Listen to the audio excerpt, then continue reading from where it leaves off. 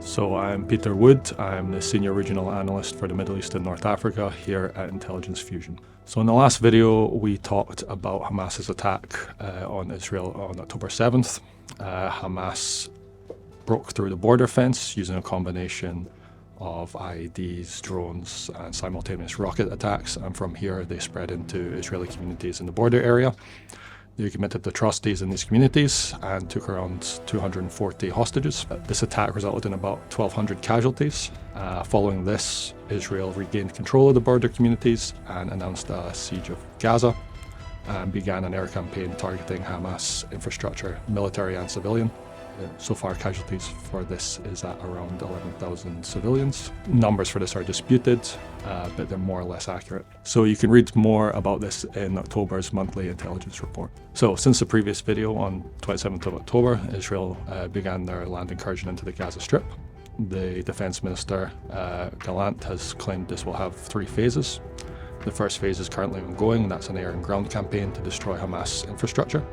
The second phase is meant to be conflict of lower intensity, and the third phase is a new security regime, it's called, in the Gaza Strip, with no Israeli involvement into the day-to-day lives of Gazans. Already, it seems these phases, particularly last phase, has been contradicted.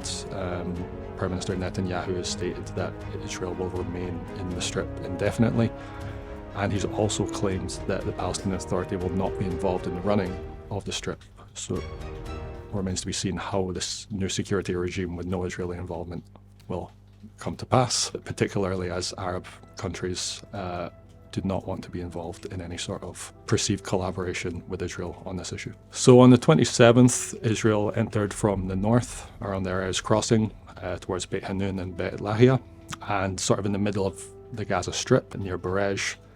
And from this, they hope to encircle Gaza City. So from the center, they've come in at Barej and made their way to the coastal road, and in the north they're slowly making their way down through Jabalia and the Shati camp.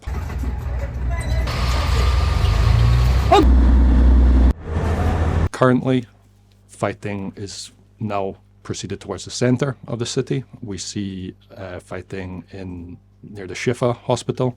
It seems Israel is taking control of the Palestinian Legislative Council building there. And we've also seen fighting in the north near the Rantisi Children's Hospital complex, where Israel has gained control of that complex as well. So Hamas, for their part, the tactics they've been using has been to try and use their self-produced Yasin 105 anti-tank missiles against Israeli armor. They've tried to make big propaganda claims about the effectiveness of these missiles, but they haven't really come to pass. There's lots of videos showing hits on Israeli armor, but no actual destroyed Israeli armor in this one. Casualties are actually quite low for the Israelis. Only around 45 soldiers have been killed. Very few of them are tankers as well. So it seems that these tactics by Hamas are not really working. We've seen them use their tunnel networks to carry out these attacks at close range on Israeli armor.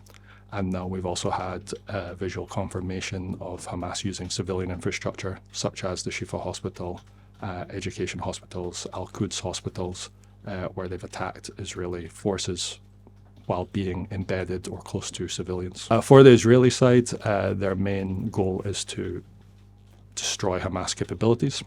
They hope to do this by destroying any infrastructure that Hamas might be using. This is mostly the tunnel networks. For the most part, they've been closing tunnel entrances and hoping to maybe trap Hamas in.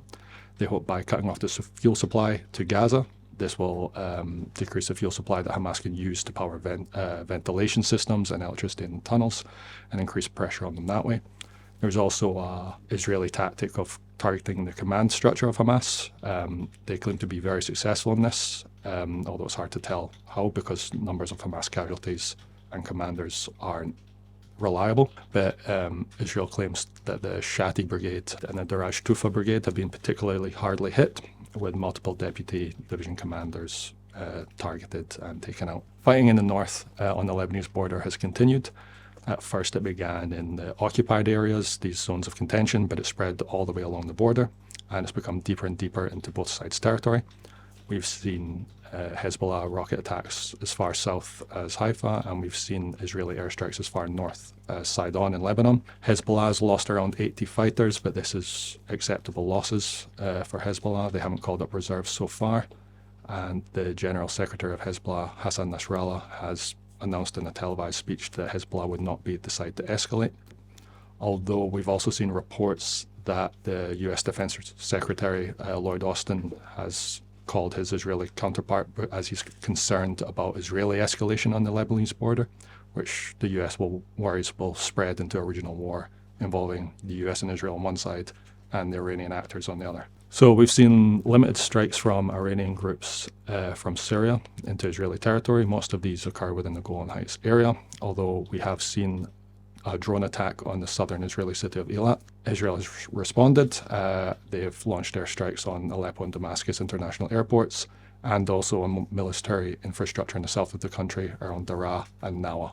In an effort to increase the pressure on the US, Iranian groups have also attacked US bases in Iraq and Syria, using the conflict in Gaza as an excuse.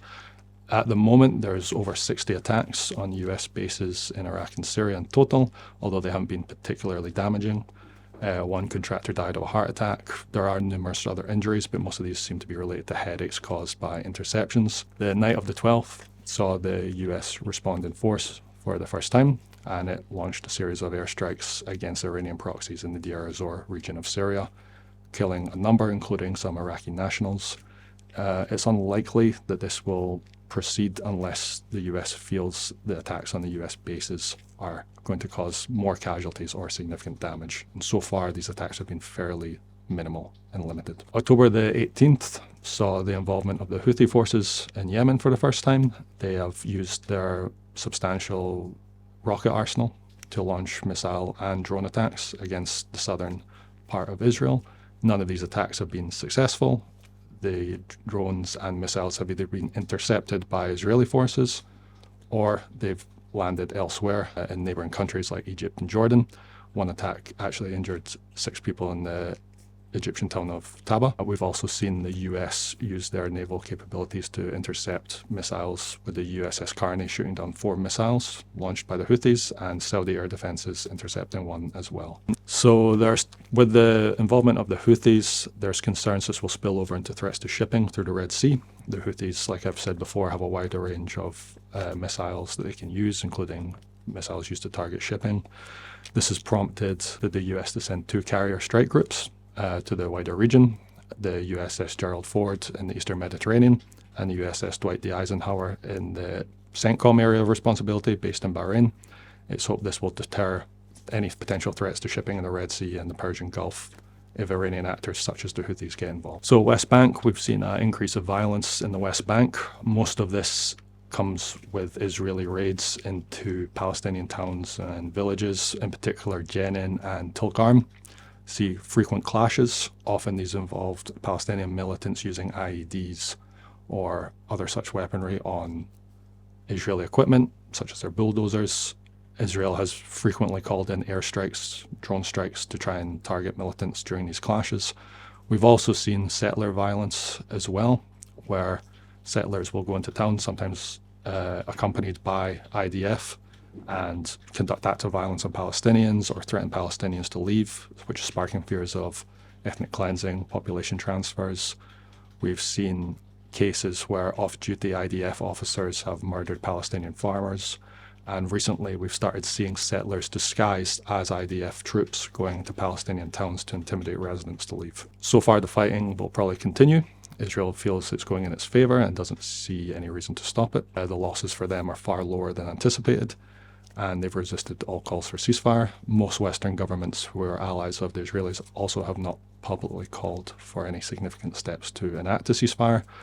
We will see more humanitarian pauses that have already started. This is to allow civilians to flee from Gaza City to the south, and these are almost daily, usually for a short period of a few hours. There are reports currently that there are talks, Qatari-mediated talks, to release hostages in some form of swap. This might involve a 5-day ceasefire, or it might involve a swap of Palestinian women and children in Israeli jails for women and children taken hostage by Hamas and other groups in Gaza. The situation in Israel and Gaza is fast-moving and volatile, so keeping on top of things can be tricky. If you need help tracking the latest developments in the region or protecting your assets and people, we can discuss providing free access to the platform for you and your team. Click the link in this post to contact us directly.